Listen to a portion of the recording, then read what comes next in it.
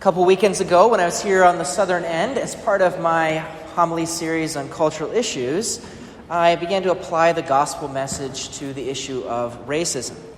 Racism is a sin because it denies the Christian account of human nature, and it fails to treat every human being, every person made in God's image, with great dignity.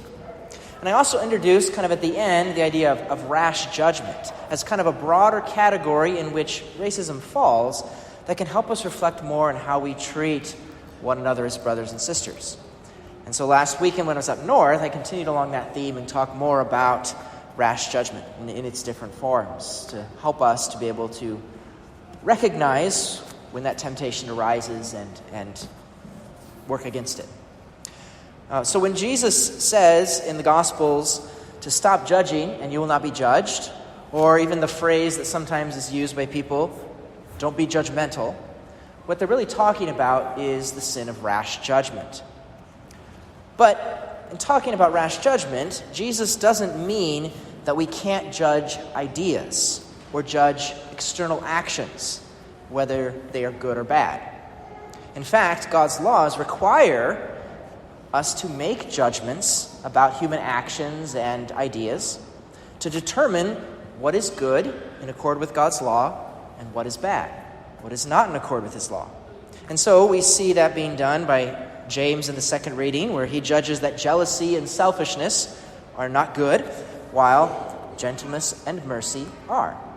Or Jesus in the gospel today, he judges the apostles arguing about being the greatest, not a good thing, while being of service to others as what he's actually looking for. And that's basically what I've been trying to do throughout this whole series, is to help us judge the different ideas of the world compared to what God gives to us, what is good and what is not.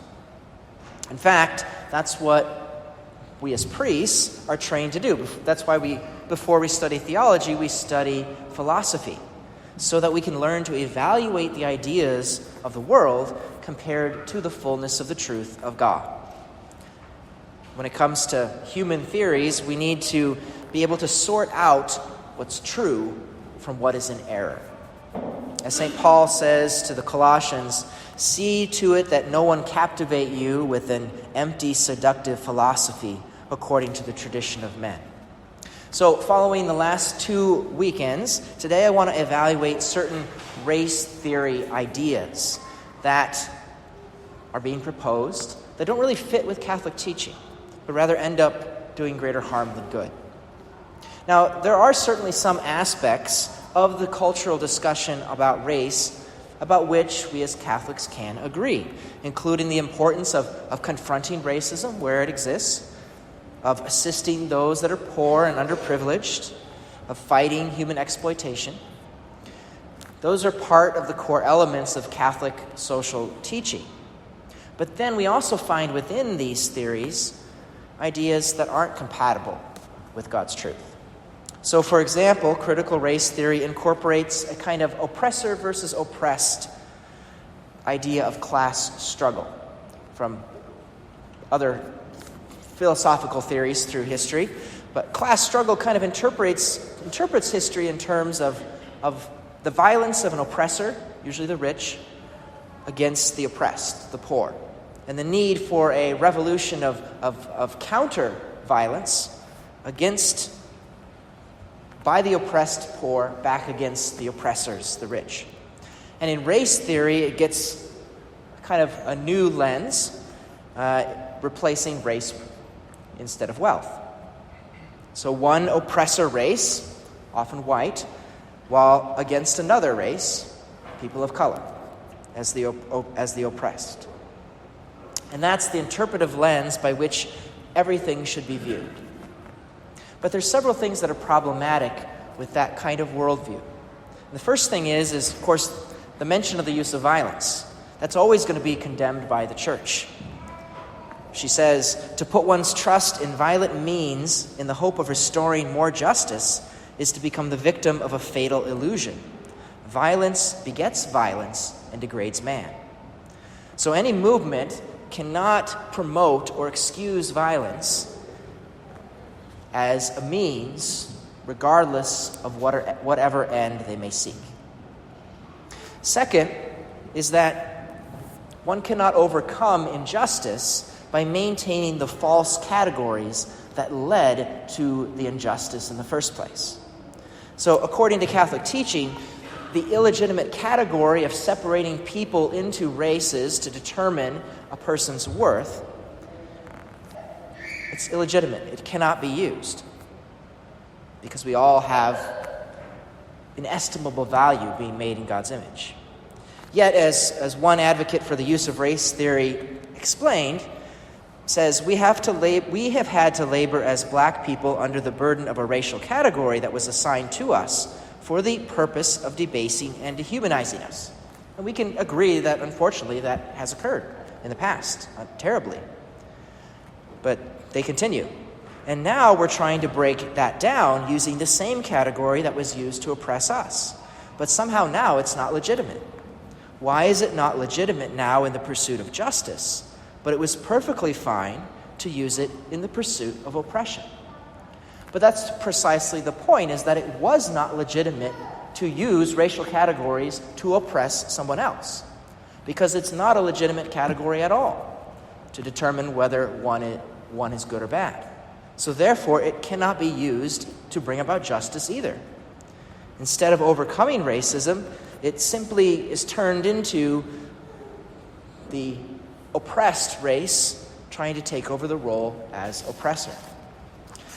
And the emphasis on maintaining racial categories leads to actually more racism, where the oppressed race may begin to treat members of the perceived oppressors unfairly.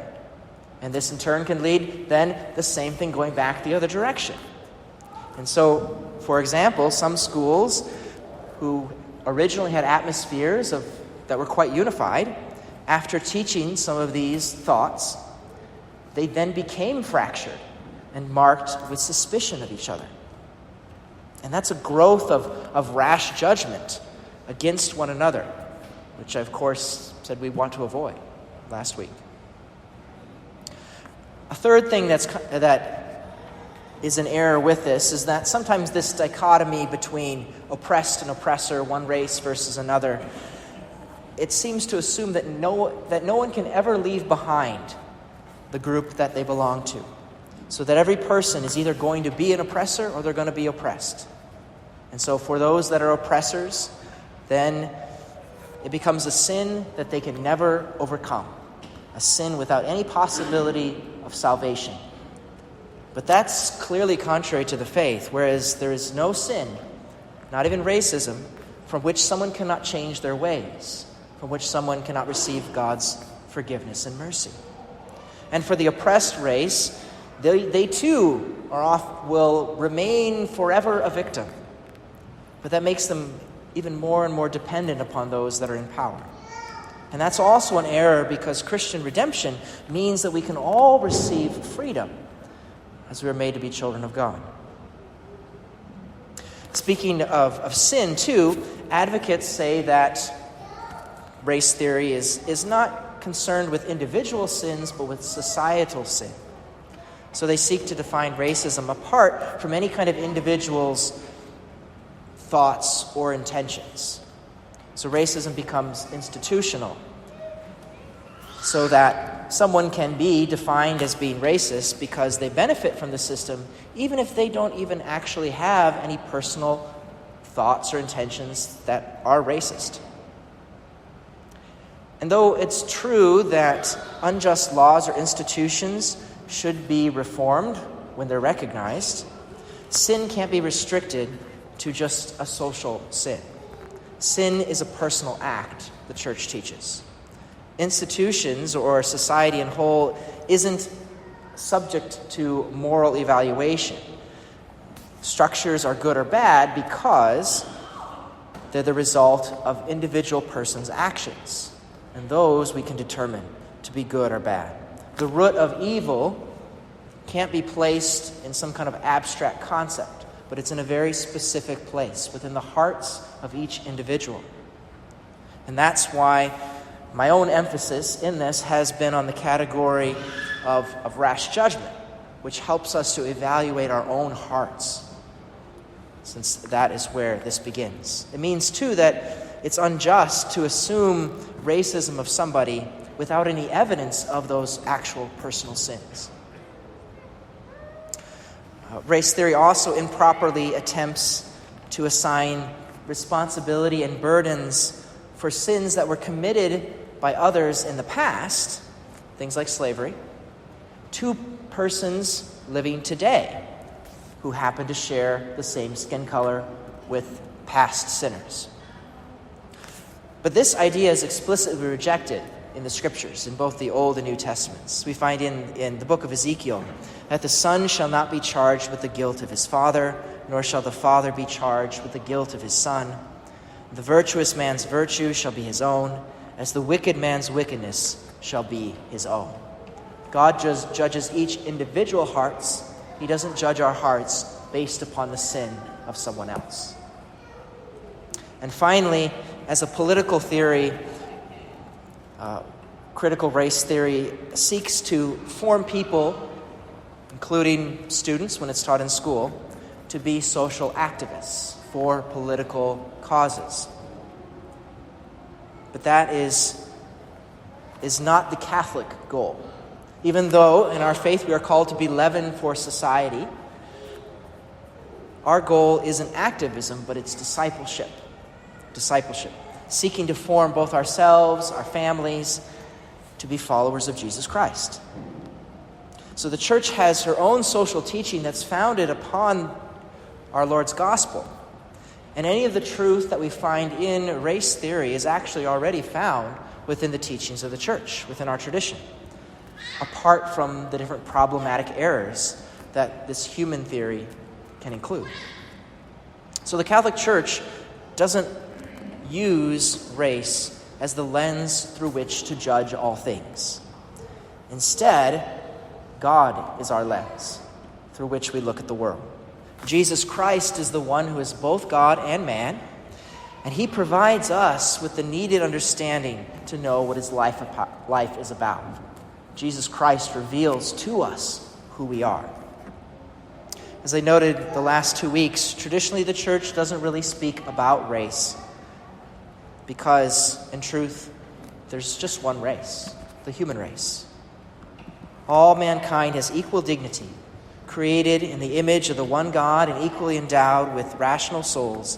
All men have the same nature and the same origin. Redeemed by the sacrifice of Christ, all are called to participate in the same divine beatitude.